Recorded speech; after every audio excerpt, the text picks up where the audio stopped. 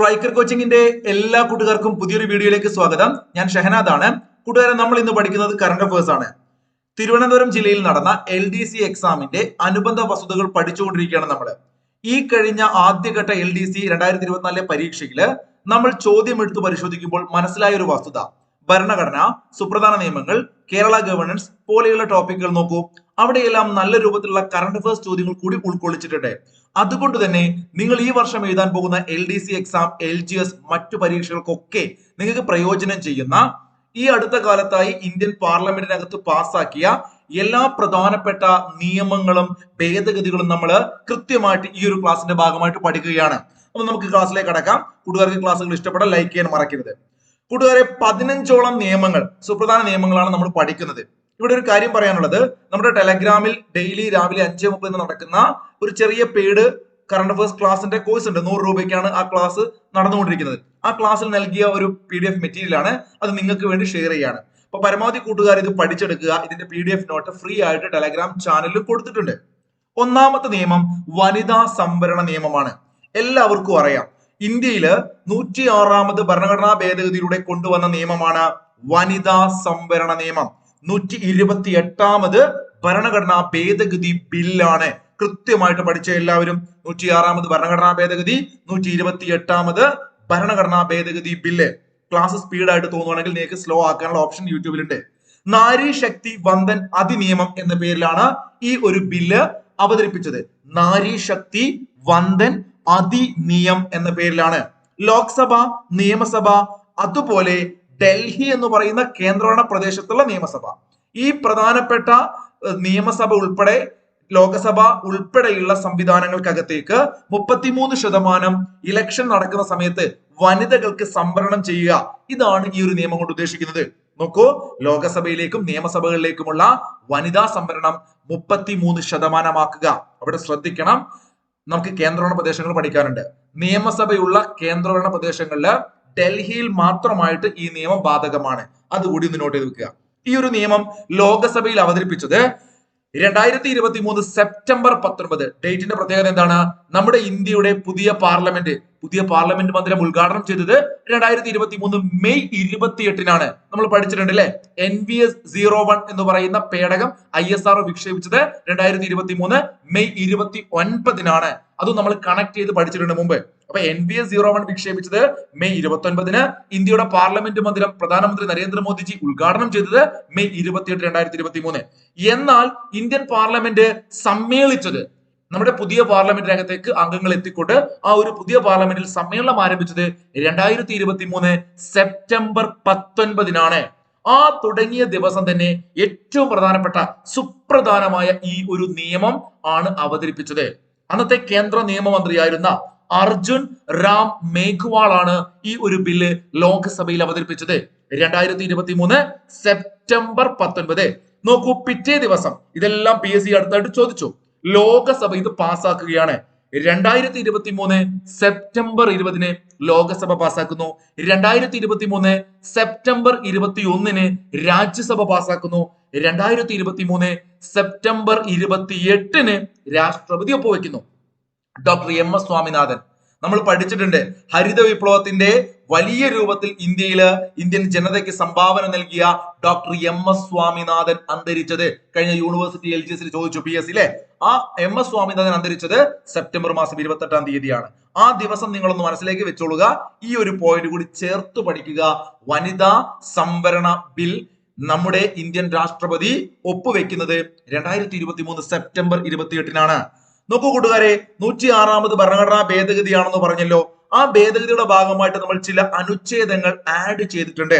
നോക്കൂ, പ്രധാനപ്പെട്ട 3 ഭരണഘടനാ അനുച്ഛേദങ്ങൾ അഥവാ വകുപ്പുകളാണ്. Article 330A, 332A, 334A. പഠിക്കാൻ ഒരു സുഖമുണ്ടല്ലോ. 30, 32, 34 ഒന്ന് പഠിച്ചേ. 330A എന്ന് പറഞ്ഞാൽ ലോകസഭയിൽ വനിതാ സംവരണം ഉറപ്പുവരുത്തുന്നു. 332A എന്ന് പറഞ്ഞാൽ നിയമസഭകളിൽ, സംസ്ഥാനങ്ങളിലെ നിയമസഭകളിൽ വനിതാ സംവരണം ഉറപ്പുവരുത്തുന്നു. ഇതാണ് പുതുതായിട്ട് ഭരണഘടനയ്ക്കകത്തേക്ക് ആഡ് ചെയ്ത അനുച്ഛേദങ്ങളുടെ കാര്യം. 2 മൂന്നാമത്തെ അനുച്ഛേദം നോക്കൂ, ആർട്ടിക്കിൾ 334A. ഈ നിയമത്തിന്റെ കാലാവധി നിലവിൽ വന്ന് 15 വർഷ കാലയളവിലേക്കാണ്. നിങ്ങൾക്കറിയാം, നമ്മൾ പല നിയമങ്ങൾ കൊണ്ടുവരുന്ന സമയത്ത് ഇപ്പൊ സംവരണം, നമുക്കറിയാം ഇന്ത്യൻ പാർലമെന്റിനകത്തേക്ക് ഈ പറയുന്ന ആംഗ്ലോ ഇന്ത്യൻ പ്രതിനിധികൾക്ക് സംവരണം ഉണ്ടായിരുന്നു. SCRT പാഠഭാഗം നമ്മൾ മുമ്പ് പഠിച്ച സമയത്ത് നിങ്ങൾ കേട്ടിട്ടുണ്ടാവും. പക്ഷെ അത് ഇപ്പോൾ നിലവിലില്ല. അത് നമ്മൾ എന്ത് ചെയ്തു, ഒരു പീരീഡ് കഴിയുന്ന സമയത്ത് സംവരണം ആവശ്യമില്ല എന്ന് തോന്നുമ്പോൾ നമുക്കത് ഒഴിവാക്കാലോ. അപ്പൊ 33% സംവരണം എന്ന് പറയുന്ന സംവിധാനം നിലവിൽ 15 വർഷ കാലയളവിലേക്കാണെന്ന് കൂട്ടുകാരെ മനസ്സിലാക്കി വെക്കണം. അപ്പൊ ആർട്ടിക്കിൾ 334A പരാമർശിക്കുന്നത്. 106ാമത് ഭരണഘടനാ ഭേദഗതി 3 ആർട്ടിക്കിൾ ആഡ് ചെയ്തു. അവിടെ നോക്കൂ, ഒരു ആർട്ടിക്കിളിനകത്ത് ഭേദഗതി വരുത്തിയിട്ടുണ്ട്. ഏതാണ് ആ ആർട്ടിക്കിൾ? 239. കൃത്യമായിട്ട് ആ ആർട്ടിക്കിളിന്റെ പേര് പഠിച്ചാൽ മതി. എ എന്ന് പറഞ്ഞിട്ട് അതിന്റെ സബ് ക്ലോസുകളൊക്കെ കൊടുത്തിട്ടുണ്ട് വിശദമായിട്ട്. ഡൽഹി നിയമസഭയിലെ വനിതാ സംവരണം ഉറപ്പുവരുത്തുക. ഇതാണ് 239 എന്ന് പറയുന്ന ആർട്ടിക്കിൾ. 239A. പുതുതായിട്ട് 3 ആർട്ടിക്കിളുകൾ നമ്മൾ കൂട്ടിച്ചേർത്തു. ഒരു ആർട്ടിക്കിളിനകത്ത് മാറ്റം വരുത്തി. ആ മാറ്റം വരുത്തിയത് 239 239. ഡൽഹി നിയമസഭയില് പ്രത്യേകമായിട്ട് ഇത് ബാധകമാണ് എന്ന് പറയുന്നത് ഈ ഒരു ആർട്ടിക്കിളിൽ ഭേദഗതി വരുത്തിക്കൊണ്ടാണ്. ക്ലിയർ ആക്കി പഠിച്ചു വെക്കണേ. അപ്പൊ അവിടെ ഒരു എക്സ്ട്രാ പോയിന്റ് ഉണ്ട്. രാജ്യസഭയിലേക്ക് ഈ ഒരു സംവരണം ആവശ്യമുണ്ടോ അല്ലെങ്കിൽ നിലവിലുണ്ടോ? ഈ ഒരു നിയമത്തിന്റെ ഭാഗമായിട്ട് രാജ്യസഭ ഇതിനകത്ത് വരുന്നില്ല. ലോകസഭയും നിയമസഭയും അതുപോലെ ഡൽഹി നിയമസഭയും മാത്രമേ വരുന്നുള്ളൂ. അപ്പൊ രാജ്യസഭയില്ല. അതുപോലെ സംസ്ഥാനങ്ങളില് നിയമസഭയ്ക്ക് പുറമെ നമുക്കറിയാം നിയമ കൗൺസിലുകളിലെ ലെജിസ്ലേറ്റീവ് കൗൺസിലുകളുണ്ട്. നമ്മൾ കൃത്യമായിട്ട് SCRT പഠിച്ച സമയത്ത് ഞാൻ നിങ്ങളെ പഠിപ്പിച്ചിട്ടുണ്ട് ഇന്ത്യയിലെ ഏതെല്ലാം സ്റ്റേറ്റിലാണ് ഇങ്ങനെയുള്ള ലെജിസ്ലേറ്റീവ് കൗൺസിലുകൾ ഉള്ളത്, രാജ്യസഭയ്ക്ക് സമാനമായിട്ടുള്ളത്. അത്തരം ലെജിസ്ലേറ്റീവ് കൗൺസിലുകളിലേക്ക് ഇത് ബാധകമല്ല. അതുപോലെ പോണ്ടിച്ചേരി നിയമസഭയ്ക്കും ഇത് ബാധകമല്ല. ഓർത്തു വെക്കുക. ഇത് ഈ കഴിഞ്ഞ ഇലക്ഷൻ, നമ്മുടെ 3ാമതും നരേന്ദ്രമോദി അധികാരത്തിൽ വന്ന ഈ കഴിഞ്ഞ ഇലക്ഷനിൽ ഇതുണ്ടായിരുന്നോ? ഇല്ല. നമ്മൾ ഈ ഒരു നിയമം പാസ്സാക്കിയെങ്കിലും 2023 സെപ്റ്റംബർ മാസം 28ാം തീയതി രാഷ്ട്രപതി ഒപ്പുവെച്ചുവെങ്കിലും ഈ ഒരു നിയമം ഇന്ത്യയിൽ വരാൻ പോകുന്നത് 2029 ഇലക്ഷനിലാണ്. 2026 സെൻസസ് നടക്കാനുണ്ട്. അതിനുശേഷം മണ്ഡലങ്ങൾ പുനർനിർണയിക്കും. അതിനൊക്കെ ശേഷമായിരിക്കും ഈ ഒരു നിയമം വരാൻ പോകുന്നത്. ഇതിന്റെ ഭാഗമായിട്ട് വരുന്ന ഒരു കണക്ക് വെക്കുന്നത് 181 സീറ്റുകൾ ലോകസഭയിൽ വനിതകൾക്കായിട്ട് ഉണ്ടാവുമെന്നാണ് പ്രതീക്ഷിക്കുന്നത്. ഓക്കെ, അപ്പൊ ആ നിയമം പഠിച്ചു. കൂട്ടുകാരെ, രണ്ടാമത്തെ നിയമം നോക്കൂ, പ്രധാനപ്പെട്ടതാണ്. ക്രിമിനൽ നിയമ ഭേദഗതി ബില്ലാണ്. ഈ ഒരു നിയമം പറയുന്നത് നമ്മുടെ നാട്ടിൽ കുറച്ച് കാലങ്ങളെ ബ്രിട്ടീഷുകാരുടെ കാലം മുതലേ അനുവർത്തിച്ചു പോന്നിരുന്ന നിയമങ്ങൾ, IPC പോലുള്ള നിയമങ്ങളെല്ലാം മാറ്റിമറിച്ചുകൊണ്ട് ആധുനിക കാലഘട്ടത്തിൽ പല കാര്യങ്ങളും കൂട്ടിച്ചേർക്കേണ്ടതുണ്ട് ഇത്തരം നിയമങ്ങൾക്കകത്ത്. അത്തരത്തിൽ ശിക്ഷാനുപാതം ഇന്ത്യയിലെ കേസുകളിൽ 90% മുകളിൽ എത്തിക്കുക എന്ന ലക്ഷ്യമായിട്ട് കേന്ദ്ര സർക്കാർ ഒരു സമിതിയെ നിയോഗിക്കുകയാണ് പഠിക്കാൻ വേണ്ടിയിട്ട്. 3 പ്രധാനപ്പെട്ട നിയമങ്ങളെ മാറ്റാൻ വേണ്ടിയിട്ട്, അത്തരത്തിൽ പരിഷ്കരിക്കാൻ വേണ്ടിയിട്ട് പഠിച്ച സമിതിയുടെ അധ്യക്ഷൻ ഡോക്ടർ രൺബീർ സിംഗ് ആണ്. എല്ലാവരും പഠിച്ചു വെക്കണം. ഡോക്ടർ രൺബീർ സിംഗ് ആണ്. അത്തരത്തിൽ ക്രിമിനൽ നിയമ ഭേദഗതി ബില്ല് അവതരിപ്പിച്ചത് ഇന്ത്യൻ പാർലമെന്റിൽ. നോക്കൂ, ഈ 3 നിയമങ്ങൾ, പ്രധാനപ്പെട്ട പണ്ടുകാലത്തെ പോന്നിരുന്ന 3 നിയമങ്ങൾ മാറ്റാൻ വേണ്ടിയിട്ട് ബിൽ അവതരിപ്പിച്ചത് അമിത് ഷായാണ്, ഇന്ത്യയുടെ ആഭ്യന്തരമന്ത്രി. ആ 3 നിയമങ്ങൾ ഏതൊക്കെയാണെന്ന് കൂട്ടുകാർക്ക് അറിയാം. ഇന്ത്യൻ ശിക്ഷാ നിയമം IPC 1860, അതിന്റെ പേരെല്ലാം മാറി, ആ നിയമം മാറ്റിമറിച്ചു. ഭാരതീയ ന്യായ സംഹിത ബിൽ 2023. 358 സെക്ഷനുകളാണ് ഇപ്പോൾ നിലവിൽ പുതിയ നിയമത്തിനകത്തുള്ളത്. ഭാരതീയ ന്യായ സംഹിത ബിൽ. രണ്ടാമത്തെ നിയമം നോക്കൂ കൂട്ടുകാരെ, ക്രിമിനൽ നടപടി ചട്ടം അഥവാ CRPC 1973 CRPC. ആ നിയമം മാറ്റിക്കൊണ്ട് ഭാരതീയ നാഗരിക സുരക്ഷാ സംഹിത എന്ന് മാറ്റിയിട്ടുണ്ട്. ഭാരതീയ നാഗരിക്. CRPC വരുമ്പോൾ നാഗരികാവുന്നു. ഇന്ത്യൻ ശിക്ഷാ നിയമം വരുമ്പോൾ ഭാരതീയ ന്യായ സംഹിതയാവുന്നു. ഇതിനകത്ത് 533 സെക്ഷനുകളാണുള്ളത്. അടുത്ത നിയമം ഇന്ത്യൻ തെളിവ് നിയമമാണ്, evidence act. Indian evidence act 1872 മാറ്റിക്കൊണ്ട് ഭാരതീയ സാക്ഷ്യ ബിൽ, എവിഡൻസ് എന്ന് പറഞ്ഞാൽ സാക്ഷ്യ ബില്ല്, അങ്ങനെയാക്കി മാറ്റുകയാണ്. ഈ ഒരു നിയമത്തിൽ 170ഓളം സെക്ഷനുകളാണുള്ളത്. അപ്പൊ പ്രധാനപ്പെട്ട 3 നിയമങ്ങൾ കൃത്യമായിട്ട് പഠിക്കുക. ഭാരതീയ ന്യായ സംഹിത, ഭാരതീയ നാഗരിക് സുരക്ഷാ സംഹിത, ഭാരതീയ സാക്ഷ്യ ബിൽ. ക്ലിയർ ആണല്ലോ ഈ 3 നിയമങ്ങൾ? ഈ 3 നിയമങ്ങൾ ഇന്ത്യൻ പാർലമെന്റ് എങ്ങനെയാണ് പാസ്സാക്കിയതിന്റെ ഒരു നാൾ വൈകൾ കൃത്യമായിട്ട് കൂട്ടുകാർ പഠിക്കണം. ലോകസഭയിൽ അവതരിപ്പിച്ച ഡേറ്റ് ഒന്ന് നോട്ട് ചെയ്ത് വെച്ചേ. 2023 ഡിസംബർ മാസം 12ാം തീയതിയാണ് അമിത്ഷാ ലോക്സഭയിൽ അവതരിപ്പിക്കുന്നത്. എന്നാൽ ലോകസഭ പാസ്സാക്കുന്നത് വിശദമായ ചർച്ചകൾക്ക് ശേഷം 2023 ഡിസംബർ 20-നാണ്. ഡിസംബർ 20-ന് ലോകസഭ, ഡിസംബർ 21-ന് രാജ്യസഭ. ക്രിസ്മസിന്റെ ദിനം നോക്കൂ, ക്രിസ്മസ് ദിനത്തില് 2023 ഡിസംബർ മാസം 25-ാം തീയതി അല്ലേ ക്രിസ്മസിന്റെ ദിനം അത് മനസ്സിലേക്ക് കയറ്റിയാൽ പോരെ? യേശു ക്രിസ്തുവിനെ ആലോചിക്കുക. ഇന്ത്യയിൽ ശിക്ഷ കൊടുക്കുന്ന അല്ലെങ്കിൽ ഇന്ത്യയിൽ കുറ്റം ചെയ്യുന്ന ആളുകളെയെല്ലാം ഈ പറയുന്ന പാപികളോടൊക്കെ ക്ഷമിച്ച ആ മഹാത്മാവിനെ കുറിച്ച് ആലോചിച്ച് നമുക്ക് കണക്ട് ചെയ്തൂടെ? യേശു ക്രിസ്തുവിനെ കുറിച്ച് ആലോചിക്കാം, ക്രിസ്മസിനെ കുറിച്ച് ആലോചിക്കാം. ഇന്ത്യയിൽ ഈ 3 പ്രധാനപ്പെട്ട നിയമങ്ങൾ പഠിക്കാൻ വേണ്ടിയാണ് ആലോചിക്കുന്നത്. ഈ 3 നിയമങ്ങൾ CRPC മാറുന്നു, IPC മാറുന്നു, എവിഡൻസ് ആക്ട് മാറുന്നു. 2023 ഡിസംബർ മാസം 25-ാം തീയതി. ഇതിന്റെ ഭാഗമായിട്ട് ചില കാര്യങ്ങൾ നിങ്ങൾ ഓർത്ത് വെച്ചേക്കണം. 7 വർഷമോ അതിൽ കൂടുതലോ തടവ് ശിക്ഷ ലഭിക്കാവുന്ന കുറ്റങ്ങൾക്കെല്ലാം ഫോറൻസിക് അന്വേഷണം നിർബന്ധമാക്കുകയാണ് ഈ നിയമത്തിന്റെ ഭാഗമായിട്ട്. കുറ്റവാളി വിചാരണയിൽ നിന്ന് ഒഴിഞ്ഞു മാറി ഒളിവിൽ പോയാൽ, അയാളെ ഉടൻ അറസ്റ്റ് ചെയ്യാൻ സാധിക്കാതിരുന്നാൽ അയാളുടെ അഭാവത്തിൽ വിചാരണ നടത്തി വിധി പ്രസ്താവിക്കാം. ഇതൊക്കെ മുൻകാലങ്ങളിൽ ഉണ്ടായിരുന്നില്ല. അപ്പൊ ഒരു കുറ്റവാളി ഇല്ല എങ്കിലും ജഡ്ജിന് വിചാരണ നടത്താം, അതിന്റെ വിധി പറയാൻ വേണ്ടി സാധിക്കും. ഈ നിയമപ്രകാരം രാജ്യദ്രോഹം ഇനി ഒരു കുറ്റമല്ല, പകരം രാജ്യത്തിന്റെ പരമാധികാരത്തെയും ഐക്യത്തെയും അഖണ്ഡതയെയും അപകടപ്പെടുത്തുന്ന പ്രവർത്തികൾ എന്ന കുറ്റകൃത്യത്തിൽ ഇത് ഉൾപ്പെടുന്നു. ശ്രദ്ധിച്ചു വെക്കണം. 3 പ്രധാനപ്പെട്ട വസ്തുതകളാണ്. ഇനി നമുക്ക് ബാക്കി 13 നിയമങ്ങൾ നോക്കണം. ആ നിയമങ്ങളെല്ലാം രാഷ്ട്രപതി ഒപ്പുവെച്ചത്. സാധാരണഗതിയിൽ PSC സ്ഥിരം ചോദിക്കാറുണ്ട്, ഇന്ന നിയമം, ഇന്ന ഭേദഗതി എന്നാണ് രാഷ്ട്രപതി ഒപ്പുവെച്ചത്. അപ്പൊ അത് നമുക്കൊന്ന് ഓർഡറാക്കി പഠിക്കാം. 2022 ഏപ്രിൽ മാസം 18-ാം തീയതി ആദ്യത്തെ പോയിന്റ് ആണ് ക്രിമിനൽ പ്രൊസീജിയർ ഐഡന്റിഫിക്കേഷൻ ബില്ല്. എന്താണെന്നൊക്കെ നമുക്ക് പറയാം. ജസ്റ്റ് കൂട്ടുകാരൊന്ന് പഠിച്ചു വെക്കുക, നോട്ട് എഴുതി വെക്കുക. ക്രിമിനൽ പ്രൊസീജിയർ ഐഡന്റിഫിക്കേഷൻ ബില്ലാണ്. 2022 ഓഗസ്റ്റ് 6-ന് ഇന്ത്യൻ അന്റാർട്ടിക് ബില്ല്. ഓഗസ്റ്റ് മാസം 6-ാം തീയതി ഇന്ത്യൻ അന്റാർട്ടിക് ബില്ല് വരുന്നു. ഇനി നോക്കൂ, 2 പ്രധാനപ്പെട്ട ബില്ലുകളാണ് നമ്മൾ 2022 പറഞ്ഞത്. Okay, criminal procedure identification bill, Indian Antarctic bill. ശേഷം 2023 ഇനി നമുക്ക് പറയാനുള്ളത്. 2023 ഓഗസ്റ്റ് 4-ലേക്ക് വരുന്ന സമയത്ത് 2 കാര്യങ്ങൾ നമുക്ക് പഠിക്കാനുണ്ട്. അപ്പൊ കൂട്ടുകാർ ആലോചിച്ച്, കഴിഞ്ഞ വർഷം ഓഗസ്റ്റ് 4-ാം തീയതി രാഷ്ട്രപതി സൈൻ ചെയ്ത 2 പ്രധാനപ്പെട്ട ബില്ലുകൾ. ഒന്ന് സിനിമാറ്റോഗ്രഫ് ഭേദഗതി ബില്ല്, എന്താണ് നമുക്ക് പറയാം. മറ്റത് forest conservation amendment bill. Cinema കാണാൻ കാട്ടിൽ പോവുകയാണ്.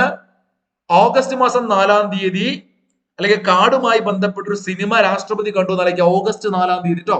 ഓഗസ്റ്റ് 15 നമ്മുടെ സ്വാതന്ത്ര്യ ദിനമാണെന്ന് അറിയാം. അപ്പൊ രാഷ്ട്രപതി ഓഗസ്റ്റ് 4 കഴിഞ്ഞ വർഷം ഒപ്പുവെച്ച, ഓഗസ്റ്റ് 4-ന് ഒപ്പുവെച്ച 2 നിയമങ്ങൾ ഏതൊക്കെയാണെന്ന് പറഞ്ഞേ. ഒന്ന് സിനിമാറ്റോഗ്രഫ്, മറ്റൊന്ന് ഫോറസ്റ്റ് കൺസർവേഷൻ. ഓഗസ്റ്റ് 4 രാഷ്ട്രപതി സൈൻ ചെയ്തു. ഓഗസ്റ്റ് 10-ന് ഓഫ് ഷോർ ആണ്, ഓഫ് ഷോർ ഏരിയ ബില്ല്. എന്താണ് നമുക്ക് പറയാം. ഓഗസ്റ്റ് മാസം 10-ാം തീയതി രാഷ്ട്രപതി ഒപ്പുവെച്ചത് ഓഫ് ഷോർ. അപ്പൊ 4-ാം തീയതി കാടുമായി ബന്ധപ്പെട്ട് സിനിമയെ കുറിച്ച് ആലോചിച്ചു. 10-ാം തീയതി ഓഫ് ഷോർ ഏരിയ ബില്ല് പഠിക്കുക. ഇനി നോക്കൂ മക്കളെ, ഞാൻ പഠിക്കാൻ എളുപ്പത്തിലാണ് ഇങ്ങനെ മാറ്റിയത് കേട്ടോ. നിങ്ങൾ ഇങ്ങനെ തന്നെ പഠിച്ചു വെക്കണേ.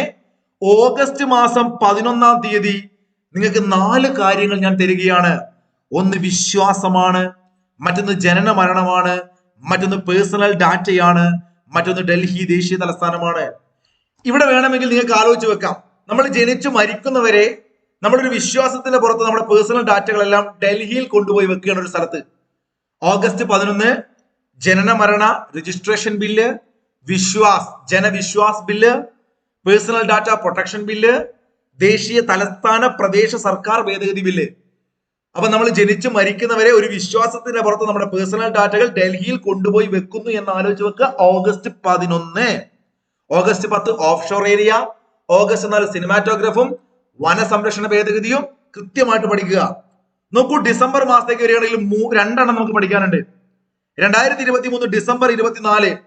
നേരത്തെ നിങ്ങൾ പഠിച്ചു കഴിഞ്ഞു. ഡിസംബർ മാസം 25-ാം തീയതി ഒപ്പുവെച്ചത് എന്തായിരുന്നു? ക്രിമിനൽ നിയമങ്ങൾ അല്ലെ? നേരത്തെ നമ്മൾ പഠിച്ചില്ലേ? 3 ക്രിമിനൽ നിയമങ്ങൾ എന്നാണ് രാഷ്ട്രപതി ഒപ്പുവെച്ചത്? യെസ്, 2023 ഡിസംബർ 25-ന്. ആ ദിവസം നിങ്ങൾ നോക്കൂ, പോസ്റ്റ് ഓഫീസിനെ കുറിച്ച് പഠിക്കുക. അപ്പൊ ഇനി മക്കള് ആലോചിച്ച് വെച്ചോ കൂട്ടുകാര്, ക്രിമിനൽ നിയമങ്ങളെല്ലാം ഇന്ത്യയിൽ പ്രാബല്യത്തിൽ വന്ന അല്ലെങ്കിൽ രാഷ്ട്രപതി സൈൻ ചെയ്തത് അങ്ങനെ പഠിക്കണം. അപ്പൊ രാഷ്ട്രപതി സൈൻ ചെയ്തെന്ന് ചോദിച്ചു കഴിഞ്ഞാല് 2023 ഡിസംബർ 25-നാണ്. അപ്പൊ അത് പോസ്റ്റ് ഓഫീസ് നിയമവും അതിന്റെ കൂടെ കണക്ട് ചെയ്ത് വെച്ചേ. പോസ്റ്റ് ഓഫീസ്, അതുപോലെ തന്നെ ക്രിമിനൽ കുറ്റം. അപ്പൊ നിങ്ങൾ ആലോചിച്ച് വെക്കുക, ഡിസംബർ 24 ക്രിസ്മസിന്റെ തലേ ദിവസം നിങ്ങൾ ടെലിഫോൺ ചെയ്യുന്നു. അപ്പോ അവിടെയുള്ള ആളുകൾ ഫോൺ എടുക്കുന്നില്ല. അങ്ങനെ പോസ്റ്റ് ഓഫീസിൽ പോയി നമ്മൾ ക്രിമിനൽ ആക്ടിവിറ്റിയിൽ ഏർപ്പെടുന്നു. നമ്മളല്ല, ഏതോ ഒരാള് PSC പഠിക്കാൻ വേണ്ടി ആലോചിച്ച് വെക്കാം. അപ്പൊ കഴിഞ്ഞ വർഷം ഡിസംബർ 24 ടെലിഫോൺ എന്ന് വെച്ചാൽ tele communication bill, 25 post office നിയമം, സെറ്റ് ആണല്ലോ. ഇനി നോക്കൂ, 2024 ഫെബ്രുവരി 12 പബ്ലിക് എക്സാമിനേഷൻസ് അഥവാ അന്യായ മാർഗങ്ങൾ തടയൽ. ഇപ്പോ പരീക്ഷകളുമായി ബന്ധപ്പെട്ട് പല ക്രമക്കേടുകൾ നമ്മൾ കേൾക്കാറുണ്ട്. 2024 ഫെബ്രുവരി 12 പബ്ലിക് എക്സാമിനേഷൻസ് എന്ന് പറയുന്ന ഒരു നിയമം വന്നു. അതെന്താ നമുക്ക് നോക്കാം. ഈ 14 കാര്യങ്ങൾ ഏതൊക്കെയാണ് നമ്മൾ 1 by 1 ആയിട്ട് നോക്കുകയാണ്. കൂട്ടുകാരെ, നമ്മൾ ഇതുവരെ പഠിച്ച പ്രധാനപ്പെട്ട ബില്ലുകൾ രാഷ്ട്രപതിമാർ ഒപ്പുവെച്ചത് മനസ്സിലാക്കിയല്ലോ. അതുമായി ബന്ധപ്പെട്ട ചില പോയിന്റുകൾ കൂടി നമുക്കൊന്ന് പെട്ടെന്ന് നോക്കിയാലോ. നോക്കൂ, മൂന്നാമതായി നമ്മൾ പഠിച്ചത് ക്രിമിനൽ പ്രൊസീജിയർ ഐഡന്റിഫിക്കേഷൻ ബില്ലാണ്. ഈ ബില്ലിനെ കുറിച്ച് പറയുന്നത് നോക്കൂ. ബ്രിട്ടീഷ് ഭരണകാലത്ത് ഇന്ത്യക്കാരെ നിരീക്ഷിക്കാൻ ഉണ്ടാക്കിയ തടവുകാരെ തിരിച്ചറിയൽ നിയമം. ഈ ഒരു ഭേദഗതി വരുത്താൻ കാരണം നമ്മൾ തടവുകാരെയൊക്കെ തിരിച്ചറിയാൻ പല രൂപത്തിലുള്ള മാർഗങ്ങൾ ഉപയോഗിച്ചിരുന്നു. ഇപ്പൊ നോക്കൂ, പോലീസ് കരുതൽ തടങ്കലിലാക്കുന്നവരോ 7 വർഷം വരെ തടവ് ശിക്ഷയുള്ള കുറ്റം ആരോപിക്കപ്പെട്ട് അറസ്റ്റിലായവരോ ഏതെങ്കിലും കുറ്റകൃത്യത്തിന് ശിക്ഷിക്കപ്പെട്ടവരോ ആയ ഏതൊരാളുടെയും DNA അടക്കം ശരീരത്തിന്റെ പല ജൈവ സാമ്പിളുകൾ ശേഖരിക്കാൻ ഹെഡ് കോൺസ്റ്റബിൾ റാങ്കിലുള്ള ഉദ്യോഗസ്ഥന് പോലും അനുമതി നൽകുന്ന ബില്ലാണ് ലോകസഭ പാസാക്കിയത്. അപ്പോ മുമ്പുണ്ടായിരുന്ന ഇത്തരം കുറ്റവാളികൾ അല്ലെങ്കിൽ പ്രതികളുമായി ബന്ധപ്പെട്ടുള്ള കാര്യങ്ങളെല്ലാം പരിശോധനയൊക്കെ കുറച്ചുകൂടിയും കാര്യക്ഷമമാക്കാനാണ് ഈ ഒരു ബില്ല് കൊണ്ടുവന്നത്.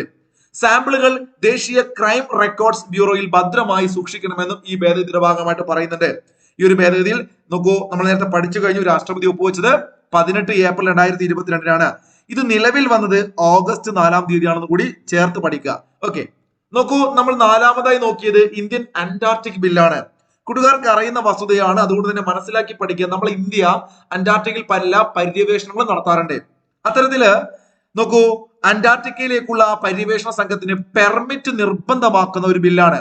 അപ്പൊ തോന്നിയ പോലെ അന്റാർട്ടിക്കിൽ പോയിട്ട് ഇനി പര്യവേഷണം നടത്താൻ സാധിക്കില്ല എന്ന് മനസ്സിലാക്കി വെക്കുക. അതുമായി ബന്ധപ്പെട്ടുകൊണ്ട് Indian Antarctic bill Indian parliament പാസ്സാക്കിയിട്ടുണ്ട്. ലോക്സഭയും രാജ്യസഭയും പാസ്സാക്കിയ ഡേറ്റുകളൊക്കെ ഞാൻ ഇവിടെ കൊടുത്തിട്ടുണ്ട്. രാഷ്ട്രപതി ഒപ്പുവെച്ച് നമ്മൾ നേരത്തെ പഠിച്ചു. 6 ഓഗസ്റ്റ് 2022 6 ഓഗസ്റ്റ് 2022 കൃത്യമായിട്ട് തന്നെ പഠിക്കണേ. അന്റാർട്ടിക്കയിലേക്കുള്ള പര്യവേഷണവുമായി ബന്ധപ്പെട്ടുകൊണ്ട് നോക്കൂ, ഇന്ത്യയുടെ അന്റാർട്ടിക്കയിലെ പ്രധാനപ്പെട്ട ഗവേഷണ കേന്ദ്രങ്ങൾ ഏതൊക്കെയെന്ന് നമുക്ക് പഠിക്കാനുണ്ട്. അത് നമ്മൾ ഓൾറെഡി പഠിച്ചിട്ടുണ്ടാവും. നിങ്ങൾ SCERT ഒക്കെ വായിച്ച ആളുകളാണ്. ദക്ഷിണ ഗംഗോത്രിയും മൈത്രിയും ഭാരതിയും ഒക്കെ നിങ്ങൾക്ക് അറിയാം. അവിടെ ആർട്ടിക്കിൽ നമ്മുടെ ഈ പര്യവേഷണ കേന്ദ്രമുണ്ട്. അതാണ് ഹിമാദ്രി. അന്റാർട്ടിക് പരിസ്ഥിതി സംരക്ഷിക്കാനും ആ മേഖലയിലെ പ്രവർത്തനങ്ങളെല്ലാം നിയന്ത്രിക്കാനുമാണ് ഈ ഒരു ബില്ല് നമ്മൾ കൊണ്ടുവന്നത് കേട്ടോ. നല്ലൊരു ഉദ്ദേശമാണ്. ലോകസഭ പാസ്സാക്കിയത് ജൂലൈ 22 ഓഗസ്റ്റ് 1 രാജ്യസഭ പാസ്സാക്കിയത് നിങ്ങൾ ജസ്റ്റ് ഒന്ന് നോട്ട് ചെയ്ത് വെക്കുക. ഡിഗ്രി ലെവൽ എക്സാമിനൊക്കെ പോകുന്നവര് കൃത്യമായിട്ട് പഠിക്കുക. അപ്പൊ ഓഗസ്റ്റ് 6 രാഷ്ട്രപതി ഒപ്പുവെച്ചു. നോക്കൂ, അഞ്ചാമത്തത് വന സംരക്ഷണ ഭേദഗതി ബില്ലാണ്. വളരെ ഇമ്പോർട്ടന്റ് ആണ്. നമ്മൾ ഓൾറെഡി പറഞ്ഞിട്ടുണ്ട്. ഇത് പഠിക്കാനുള്ള ഡേറ്റ് എന്തായിരുന്നു? ഡേറ്റ് ഇത് ഓഗസ്റ്റ് മാസം 4 പ്രസിഡന്റ് അംഗീകരിച്ചു എന്ന് പറഞ്ഞില്ലേ. വനത്തിലെ സിനിമയുമായി ബന്ധപ്പെട്ടുകൊണ്ട് നമ്മൾ കണക്ട് ചെയ്തില്ലേ. അപ്പൊ നോക്കൂ, എന്താണ് ഈ നിയമം പറയുന്നത്? ഇന്ത്യയിലെ കാലാവസ്ഥയ്ക്ക് യോജിക്കാത്ത മൃഗങ്ങൾ, സസ്യങ്ങൾ തുടങ്ങിയവയെ ഇറക്കുമതി ചെയ്യുന്നതിന് കർശന നിയന്ത്രണം ഏർപ്പെടുത്താനുള്ള ആശയമാണ് ഈ ബില്ല്.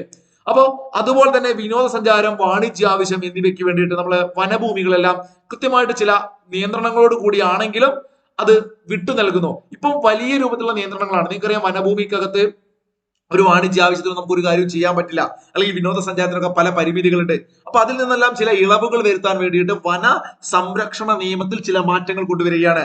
അപ്പൊ അത് നോട്ട് ചെയ്ത് വെച്ചാൽ മതി. വിനോദസഞ്ചാരം, വാണിജ്യ ആവശ്യം എന്നിവയ്ക്ക് വേണ്ടിയിട്ട് വനഭൂമി നിയന്ത്രണമില്ലാതെ തുറന്നു കൊടുക്കുന്നു. ഇതാണ് ഒരു വ്യവസ്ഥ. 1980 വന സംരക്ഷണ നിയമം, വർഷം നോട്ട് ചെയ്ത് വെക്കണം. 1980 വന സംരക്ഷണ നിയമമാണ് ഭേദഗതി ചെയ്തത്. ഇന്ത്യയിലെ കാലാവസ്ഥയ്ക്ക് യോജിക്കാത്ത മൃഗങ്ങൾ, സസ്യങ്ങൾ തുടങ്ങിയവ ഇറക്കുമതി ചെയ്യുന്നതിന് കർശന നിയന്ത്രണം ഏർപ്പെടുത്താനുള്ള ആശയമാണ് ഈ ബില്ലിനകത്തുള്ളത്. ആറാമത്തത് ഏറ്റവും പ്രധാനപ്പെട്ടത്, ഇതിലെ വസ്തുതകളാണ് നിങ്ങൾ മനസ്സിലാക്കി വെക്കേണ്ടത്. സിനിമാറ്റോഗ്രഫ് അമെന്റ്മെന്റ് ബില്ല്. എന്താണ് സിനിമാ മേഖലയുമായി ബന്ധപ്പെട്ടുകൊണ്ട്? നിങ്ങളിപ്പോ സിനിമ കാണുന്നവരാണ്, നിങ്ങൾക്കറിയാം സെൻസർ ബോർഡ് സർട്ടിഫിക്കറ്റ് നൽകാറുണ്ട് അല്ലെ. 18 വയസ്സിന് താഴെയുള്ള കുട്ടികൾ കാണാൻ പാടില്ല എന്നൊക്കെ നമുക്ക് മനസ്സിലാവുന്ന രൂപത്തിൽ ഇത്തരം സർട്ടിഫിക്കറ്റുകൾ നൽകാറുണ്ട്. അവിടെയാണ് നിങ്ങൾ ശ്രദ്ധിക്കേണ്ടത്.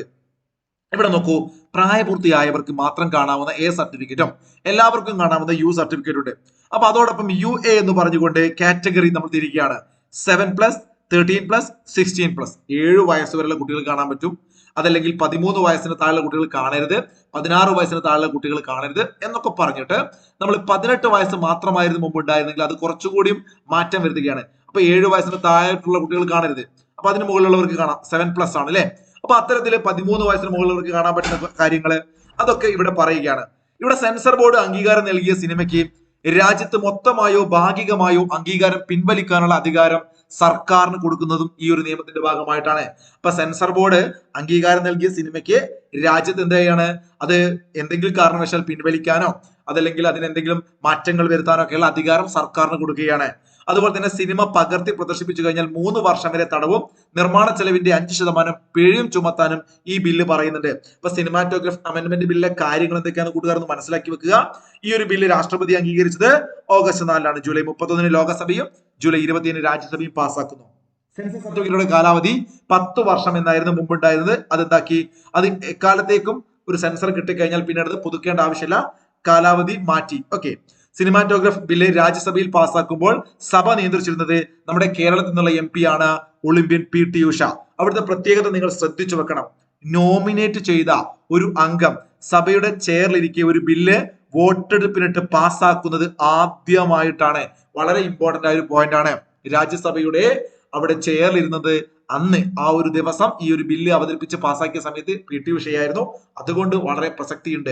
സിനിമാ മേഖലയുമായി ബന്ധപ്പെട്ടുകൊണ്ടുള്ള ബില്ല് നമ്മുടെ രാജ്യസഭയിൽ പാസ്സാക്കിയ സമയത്ത് അവിടെ ആരായിരുന്നു ഉണ്ടായിരുന്നത്? PT ഉഷ ചേച്ചിയായിരുന്നു. സിനിമയുമായി ബന്ധപ്പെട്ട പോയിന്റുകൾ എന്തൊക്കെയാണ്? ആ സർട്ടിഫിക്കറ്റ് സെൻസർ ബോർഡുമായി ബന്ധപ്പെട്ടും അതുപോലെ തന്നെ പകർത്തി പ്രദർശിപ്പിക്കുന്ന കാര്യവും ഒക്കെ കൂട്ടുകാരെന്ത് ചെയ്യുക, ഒന്ന് നോട്ട് ചെയ്ത് വെക്കുക. നമുക്ക് 7-ാമത്തിലേക്ക് പോകാം. 7-ാമത് ഓഫ് ഷോർ ഏരിയ ബില്ലാണ്. ഓഫ് ഷോർ ഏരിയ ബിൽ എന്ന് പറഞ്ഞാൽ നമ്മൾ ഡേറ്റ് പഠിച്ചു കഴിഞ്ഞു. ഓഗസ്റ്റ് മാസം 10-ാം തീയതി പ്രസിഡന്റ് അംഗീകരിച്ചു. അവിടെയും ഓഗസ്റ്റ് 1-ന് ലോകസഭ പാസ്സാക്കുന്നുണ്ട്, ഓഗസ്റ്റ് 3-ന് രാജ്യസഭ പാസ്സാക്കുന്നുണ്ട്, ഓഗസ്റ്റ് 10-ന് പ്രസിഡന്റ് അംഗീകരിക്കുന്നുണ്ട്. ഇമ്പോർട്ടന്റ് പ്രസിഡന്റ് അംഗീകരിച്ചാന്ന് ഞാൻ പറഞ്ഞു. ഇവിടെ രസകരമായി ആലോചിച്ച് വെക്കുക, സമുദ്ര അതിർത്തിയിൽ അപൂർവമായ ധാതുക്കൾ ഖനനം ചെയ്യാന് നമ്മുടെ സ്വകാര്യ മേഖലയെ അനുവദിക്കുന്ന ഒരു നിയമമാണ് ഓഫ് ഷോർ ഏരിയ. വളരെ ഇമ്പോർട്ടന്റ് ആണ്. അപ്പൊ നമ്മുടെ സമുദ്ര പര്യവേഷണം അല്ലെങ്കിൽ സമുദ്രത്തിലൊക്കെ ഇത്തരം കാര്യങ്ങളൊക്കെ ചെയ്യാൻ സ്വകാര്യ മേഖലയെ നമ്മൾ അനുവദിച്ചിരുന്നില്ല. അതിൽ മാറ്റം വരുത്തുകയാണ് 2023 ഓഗസ്റ്റ് 10-ന് പ്രസിഡന്റ് അംഗീകരിച്ച ഓഫ് ഷോർ ഏരിയ ബില്ല്. നോക്കൂ, 8-ാമത്തെ ഒരു പോയിന്റ് വളരെ ഇമ്പോർട്ടന്റ് ആണ്, ജനന മരണ രജിസ്ട്രേഷൻ ബില്ല്. ഇവിടെ ശ്രദ്ധിക്കുന്ന ചില വസ്തുതകളുണ്ട്.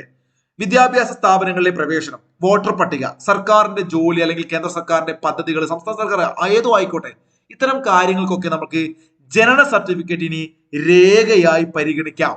ഈ ഒരു പ്രധാനപ്പെട്ട തീരുമാനമാണ് ഈ ബില്ലിൽ, ഈ നിയമത്തിൽ നിങ്ങൾ പഠിച്ചു വെക്കേണ്ടത്. ജനന മരണ രജിസ്ട്രേഷൻ ബില്ലിന്റെ പ്രധാനപ്പെട്ട ഹൈലൈറ്റ് എന്താണ്?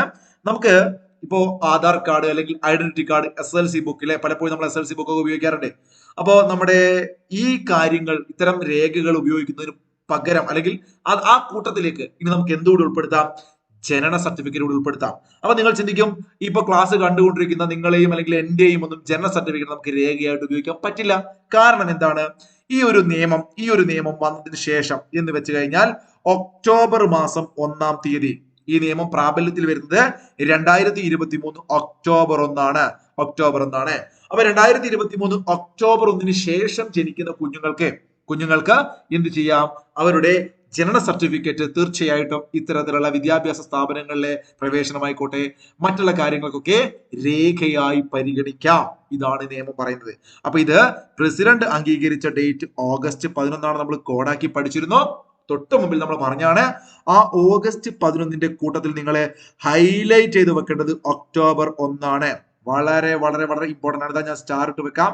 2023 ഒക്ടോബർ 1 മുതലാണ് ഈ ഒരു കാര്യം ഇന്ത്യയില് പ്രാവർത്തികമാക്കാൻ പറ്റുക. അതുപോലെ ജനന സർട്ടിഫിക്കറ്റിന്റെ കാര്യം പറഞ്ഞ പോലെ തന്നെ നിങ്ങൾ ആലോചിച്ച് വെക്കുക, ജനന മരണങ്ങളുടെ ഡാറ്റാബേസ് എന്ന് വെച്ചാൽ മരണപ്പെട്ട് കഴിഞ്ഞാൽ ഉണ്ടാകുന്ന ഡാറ്റകൾ ഉണ്ടല്ലോ, അത് ഉണ്ടാക്കാനും പരിപാലിക്കാനും രജിസ്ട്രാർ ജനറലിനെ നിയമിക്കാനും ഈ നിയമം ചില മാറ്റങ്ങളൊക്കെ വരുത്തുന്നുണ്ട്. അപ്പൊ അത്തരത്തിലുള്ള കാര്യം കൂടിയും ഇതിന്റെ ഭാഗമായിട്ട് വരുന്നത്. അതാണ് ജനന മരണ നിയമം എന്ന് പറയാൻ കാരണം കേട്ടോ. തൽക്കാലം നിങ്ങൾ ഹൈലൈറ്റ് ചെയ്ത് പഠിക്കേണ്ടത് എന്താണ്? ആ ജനന സർട്ടിഫിക്കറ്റിന്റെ ഉപയോഗം, അതുപോലെ തന്നെ അത് പ്രാബല്യത്തിൽ വന്ന ഡേറ്റ് മറന്നു പോകേണ്ട, ഒക്ടോബർ 1-ാം തീയതി. ജൻ വിശ്വാസ് ബില്ലാണ്. കൂട്ടുകാർ ശ്രദ്ധിക്കുക, നിർമ്മല സീതാരാമൻ അവതരിപ്പിച്ച ബജറ്റിന്റെ ഭാഗമായിട്ട് ഇന്ത്യയിൽ വന്ന പ്രധാനപ്പെട്ട ഒരു ബില്ലാണ് ജൻ വിശ്വാസ് ബില്ല്.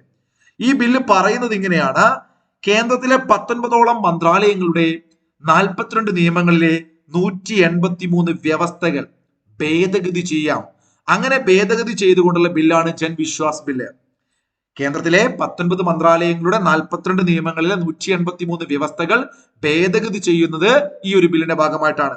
ഈ ബില്ലിനെ കുറിച്ച് പറയുമ്പം ചെറിയ ചെറിയ ലഘു നിയമലംഘനങ്ങൾക്കെല്ലാം നമ്മൾ ക്രിമിനൽ കുറ്റമാണോ അല്ലയോ എന്നുള്ള ഡൗട്ട് നമുക്ക് ഉണ്ടാവാറുണ്ട്. അപ്പൊ ഈ ഒരു ബില്ല് കൊണ്ടുവരുന്നതിലൂടെ എന്താണ് ലക്ഷ്യം വെക്കുന്നത്? ചെറിയ ചെറിയ നിയമലംഘനങ്ങളെല്ലാം ക്രിമിനൽ കുറ്റമല്ലാതാക്കുകയാണ് ഈ ബില്ല് ചെയ്യുന്നത്. അതാണ് ജനങ്ങളെ വിശ്വസിപ്പിക്കുക, അല്ലെങ്കിൽ ജനങ്ങളെ കൂടെ നിർത്തുക എന്നല്ല കേട്ടോ.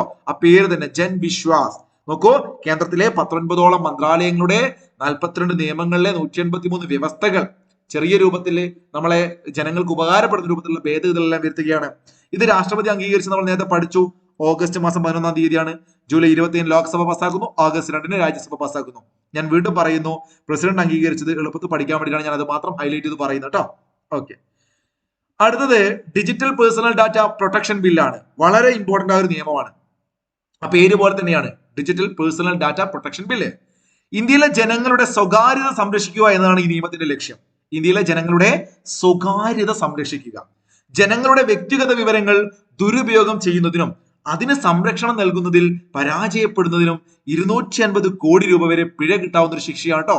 അപ്പൊ നമ്മുടെ സ്വകാര്യത, ഇപ്പൊ നമ്മള് ഡിജിറ്റൽ മേഖലയിൽ ഒക്കെ പല കാര്യങ്ങൾ ചെയ്യുന്നവരാണ്. അപ്പൊ നമ്മുടെ പല വിവരങ്ങളും ഇവരെന്ത് ചെയ്യും, ഇവരെടുത്തുകൊണ്ട് അത് ദുരുപയോഗം ചെയ്യുക. അതുമായി ബന്ധപ്പെട്ട് പല കാര്യങ്ങളും മുന്നോട്ട് വരുന്ന സമയത്ത് ശ്രദ്ധിച്ചു വെക്കണം. ഡിജിറ്റൽ മേഖലയുമായി ബന്ധപ്പെട്ടുകൊണ്ട് നമ്മളെ പേഴ്സണൽ ഡാറ്റയുമായി ബന്ധപ്പെട്ടുള്ള പോയിന്റ് ആണ്. രാജ്യത്ത് പ്രവർത്തിക്കുന്ന ഇന്റർനെറ്റ് അധിഷ്ഠിത സേവനങ്ങൾ ഈ നിയമം പാലിക്കാൻ ബാധ്യസ്ഥരാണ്. വിവരച്ചോർച്ചയുണ്ടായാൽ അക്കാര്യം യഥാസമയം ഡാറ്റ പ്രൊട്ടക്ഷൻ ബോർഡിനെയും ബാധിക്കപ്പെട്ട വ്യക്തികളെയും അറിയിച്ചിരിക്കണം. അഥവാ ഇനി ആരെങ്കിലും ഹാക്ക് ചെയ്ത് കൊണ്ടുപോവുക വിവരങ്ങളൊക്കെ, അപ്പോൾ അവർക്കെതിരെ നടപടി ഉണ്ടാവണമെങ്കിൽ എന്ത് ചെയ്യണം? അവർ ഈ കാര്യങ്ങൾ ബന്ധപ്പെട്ട അതോറിറ്റിയെ ബോധിപ്പിക്കണം. ഇവിടെ കൂട്ടുകാർ ശ്രദ്ധിച്ചു വെക്കേണ്ട ഒരു സ്റ്റാർ ഇട്ട് വെക്കേണ്ട ഒരു പോയിന്റ് ഞാൻ ഇതാ പറയാൻ പോവാണ്. ആ പോയിന്റ് ഇതാണ്, IT ആക്ട്. IT ആക്ടിലെ 66E എന്ന് പറയുന്ന വകുപ്പ്, 66E എന്ന് പറയുന്ന വകുപ്പ് 2023 ഓഗസ്റ്റ് 11 രാഷ്ട്രപതി ഒപ്പുവെച്ച ഈ പറയുന്ന ഡിജിറ്റൽ പേഴ്സണൽ ഡാറ്റ പ്രൊട്ടക്ഷൻ ബില്ലിന്റെ ഭാഗമായിട്ട് IT ആക്ടിലെ 66E വകുപ്പ് പ്രകാരം സ്വകാര്യതാ ലംഘനത്തിന് ലഭിക്കാവുന്ന പരമാവധി തടവ് ശിക്ഷ 3 വർഷമാണ്. അപ്പൊ നിങ്ങൾ ആലോചിച്ച് നോക്കുക, സ്വകാര്യത ഈ പറയുന്ന ലംഘനത്തിന് ലഭിക്കാവുന്ന പരമാവധി ശിക്ഷ 3 വർഷമാണ്. ഓഗസ്റ്റ് 7 ലോക്സഭ പാസ്സാക്കുന്നു, ഓഗസ്റ്റ് 9 രാജ്യസഭ പാസ്സാക്കുന്നു, ഓഗസ്റ്റ് 11 പ്രസിഡന്റ് അംഗീകരിക്കുന്നു. നോക്കൂ, അടുത്തത് ഡൽഹി ദേശീയ തലസ്ഥാന പ്രദേശ സർക്കാർ ഭേദഗതി ബില്ലാണ്. ഡൽഹിയിലെ ലഫ്റ്റനന്റ് ഗവർണർ, നിങ്ങൾക്കറിയാം, ഇപ്പൊ അരവിന്ദ് കെജ്രിവാളുമായി ബന്ധപ്പെട്ട് അവിടെ പല ഇഷ്യൂസ് നിങ്ങൾ വാർത്തകളിൽ കേട്ടിട്ടുണ്ടാവും. അപ്പൊ ഡൽഹി എന്ന് പറയുന്ന കേന്ദ്ര പ്രദേശത്തെ സർക്കാരിനെ പല കാര്യങ്ങളിലും അവരുടെ അവകാശങ്ങൾ വെട്ടിക്കുറച്ചുകൊണ്ട് അവിടുത്തെ പോലീസ് സംവിധാനം, നീക്കരം ഡൽഹി പോലീസ് ഒക്കെ കേന്ദ്രത്തിന്റെ കീഴിൽ വരുന്നതാണ്. അപ്പൊ പോലീസ് ഉൾപ്പെടെയുള്ള ഡൽഹി സർക്കാരുകളിലെ വകുപ്പുകളിലെയും ബോർഡുകളിലെയും ഒക്കെ കമ്മീഷനുകളിലൊക്കെയുള്ള പ്രധാനപ്പെട്ട ഉദ്യോഗസ്ഥരെ നിയമിക്കുക, സ്ഥലം മാറ്റുക, അത്തരം കാര്യങ്ങളൊക്കെ ചെയ്യാൻ കേന്ദ്ര സർക്കാരിന് അധികാരം കൊടുക്കുകയാണ് ഈ ഒരു ഭേദഗതി. അതോടുകൂടി ശരിക്കും പറയുകയാണെങ്കിൽ ഡൽഹി സർക്കാരിന് വലിയ റോൾ ഇല്ലാതാവുകയാണ്. അതുപോലെ ലഫ്റ്റനന്റ് ഗവർണർക്ക് ചില അധികാരങ്ങൾ കൊടുക്കുകയാണ്. ഇതാണ് ഡൽഹിയുമായി ബന്ധപ്പെട്ടുകൊണ്ട്, കാരണം ഇന്ത്യയുടെ ക്യാപിറ്റലാണ്. തീർച്ചയായിട്ടും കേന്ദ്ര സർക്കാർ അത്തരം കാര്യങ്ങൾ ചെയ്യാനുള്ള റോൾ ഉണ്ട്. അങ്ങനെ പാർലമെന്റിൽ പാസ്സാക്കിയാണ് ഡൽഹി ദേശീയ തലസ്ഥാന പ്രാദേശിക സർക്കാർ ഭേദഗതി ബില്ല്. അപ്പൊ ഡൽഹിയുമായി ബന്ധപ്പെട്ടുകൊണ്ട് ആ ബില്ല് പാസ്സാക്കുന്നത് ഓഗസ്റ്റ് മാസം 11-ാം തീയതി. അപ്പൊ നമ്മൾ 4 കാര്യങ്ങൾ കോഡാക്കി പഠിച്ചു. ഓഗസ്റ്റ് 11 ആ കാര്യങ്ങൾ നോട്ട് ചെയ്തോളുക. ഓഗസ്റ്റ് 3 ലോക്സഭ പാസ്സാക്കുന്നു, ഓഗസ്റ്റ് 7 രാജ്യസഭ പാസ്സാക്കുന്നു എന്ന കാര്യം കൂടി ജസ്റ്റ് നോട്ട് ചെയ്ത് വെക്കുക. ടെലി കമ്മ്യൂണിക്കേഷൻ ബില്ല് നമ്മൾ പറഞ്ഞു, ഡിസംബർ 25 ക്രിസ്മസിന്റെ തലേ ദിവസം ഫോൺ വിളിച്ചു. അപ്പൊ നിങ്ങൾ ടെലിഫോൺ അതിൽ ടെലി കമ്മ്യൂണിക്കേഷൻ ആക്കാം അല്ലെ. ദേശീയ സുരക്ഷ മുൻനിർത്തി ടെലി കമ്മ്യൂണിക്കേഷൻ സേവനങ്ങൾ ഏറ്റെടുക്കാനോ താൽക്കാലികമായി നിർത്തിവെക്കാനോ സർക്കാരിനെ അനുവദിക്കുന്ന നിയമമാണ്. പല ഘട്ടങ്ങളിലും പല ഈ വിഷയങ്ങൾ, ഇപ്പൊ നാടിനകത്ത് ഒരു സംഘർഷം അല്ലെങ്കിൽ ആഭ്യന്തര കലാപം, പല പ്രശ്നങ്ങൾ വരുന്ന സമയത്ത് സർക്കാരുകൾ ചെയ്യുന്ന കാര്യങ്ങൾ നിങ്ങൾക്ക് അറിയാം അല്ലെ. ആ സ്ഥലത്തുള്ള ഇന്റർനെറ്റ് കട്ടാക്കാറുണ്ട്, അല്ലെങ്കിൽ മറ്റുള്ള സേവനങ്ങളൊക്കെ കട്ടാക്കാറുണ്ട്. അപ്പൊ അത്തരത്തില് ഇതൊരു ഉദാഹരണം മാത്രമാണ് ഞാൻ പറഞ്ഞത്. പല കാര്യങ്ങളും ഈ ടെലി കമ്മ്യൂണിക്കേഷൻ മേഖലയിൽ സർക്കാരിന് ചെയ്യേണ്ടതുണ്ട്. അതുകൊണ്ട് തന്നെ ഇതൊരു നിയമമാക്കി കൊണ്ടുവരികയാണ്. ദേശീയ സുരക്ഷ മുൻനിർത്തി ടെലി കമ്മ്യൂണിക്കേഷൻ സേവനങ്ങൾ ഏറ്റെടുക്കാനോ താൽക്കാലികമായി നിർത്തിവെക്കാനോ സർക്കാരിന് അനുവദിക്കുന്ന നിയമമാണ് ഈ പറയുന്ന 12ാമത്തെ ബില്ലായി നമ്മൾ പഠിക്കുന്നു. എന്നായിരുന്നു ആ ഡേറ്റ്? ഡിസംബർ മാസം 24-ാം തീയതി പ്രസിഡന്റ് അംഗീകരിച്ചു. ക്ലിയർ ആണോ? December 20 Lok Sabha, December 21 Rajya Sabha. Okay, 13ാമത്തെ നമ്മൾ പഠിച്ചു പോസ്റ്റ് ഓഫീസ്. അങ്ങനെയാണ് നമ്മൾ പിറ്റേ ദിവസം പോസ്റ്റ് ഓഫീസ് പോകുന്നു, അവിടെ ക്രിമിനൽ കാര്യങ്ങൾ ചെയ്യുന്നു അല്ലെ. ഡിസംബർ 25 3 ക്രിമിനൽ നിയമങ്ങൾ രാഷ്ട്രപതി അംഗീകരിച്ചു ഡിസംബർ 25-നല്ലേ. ഓക്കെ, അപ്പൊ അതേ ഡിസംബർ 25-നാണ് പോസ്റ്റ് ഓഫീസ് നിയമം അംഗീകരിക്കുന്നത്. 1898 ഇന്ത്യൻ പോസ്റ്റ് ഓഫീസ് നിയമം, അത്രയേറെ വർഷം പഴക്കമുള്ള ഇന്ത്യൻ പോസ്റ്റ് ഓഫീസ് നിയമത്തിൽ ചില മാറ്റങ്ങൾ കൊണ്ടുവന്ന് കാലങ്ങളായിട്ട് മാറ്റങ്ങൾ കൊണ്ടുവരുന്നുണ്ട്. അതിന്റെ അവസാനമായിട്ട് 2023 കൊണ്ടുവന്ന മാറ്റ ഭേദഗതിയാണ് പോസ്റ്റ് ഓഫീസ് ആക്ട് 2023. കേന്ദ്ര ഗവൺമെന്റിന്റെ വകുപ്പ് തല സ്ഥാപനമായ ഇന്ത്യൻ പോസ്റ്റിനെ ഈ നിയമം നിയന്ത്രിക്കുകയാണ്. അപ്പൊ പോസ്റ്റ് ഓഫീസുമായി ബന്ധപ്പെട്ടത് ജസ്റ്റ് മനസ്സിലാക്കി വെച്ചാൽ മതി. ഇന്ത്യൻ തപാൽ മേധാവിയായി തപാൽ സേവനങ്ങളുടെ ഡയറക്ടർ ജനറൽ നിയമിക്കുമെന്നും സേവനങ്ങളുടെ താരിഫുകളും തപാൽ സ്റ്റാമ്പുകളുടെ വിതരണവും ഉൾപ്പെടെ വിവിധ കാര്യങ്ങളിൽ അദ്ദേഹത്തിന് നിയന്ത്രണ അധികാരമുണ്ടെന്ന് പറയുകയാണ്.